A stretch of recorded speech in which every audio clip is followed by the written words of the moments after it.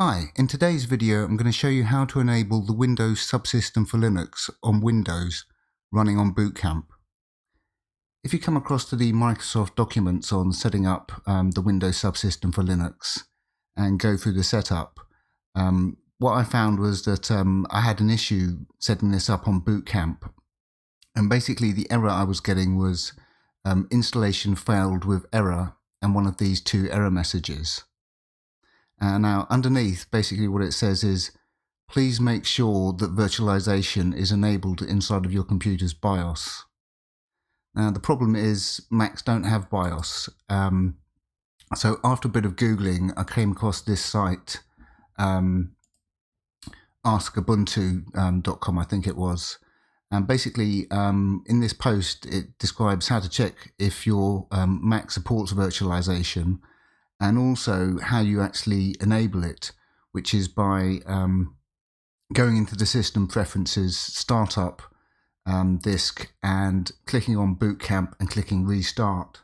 So if I come across to the Mac, basically what you do is open system preferences, come into the startup disk, click the little padlock and enter your admin password, and then select the Bootcamp partition, and then what you have to do is click restart. And basically what this does is this enables virtualization on the Windows side, and you need to do this before you install the Windows Subsystem for Linux, and also after you've installed it you need to restart using this method every single time for the Windows Subsystem for Linux to work on Windows. So if I come across to Windows now, and if you go into your little search thing and type task for Task Manager, and you then click the Performance tab, you'll see that virtualization is now enabled. And this only happens after you boot into the Mac side, select the Bootcamp partition, and click restart. Now after you've done that, you can then come across and type run in the little search box thing, and then type appwiz.cpl, so that's appwiz.cpl, and click OK. Then click turn on turn Windows features on or off. And what you need to do is scroll down and enable the Windows Subsystem for Linux.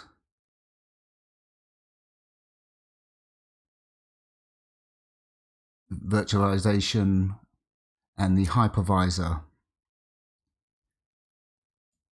And that's basically going to then let you install a Linux distribution of your choice from the Windows Store.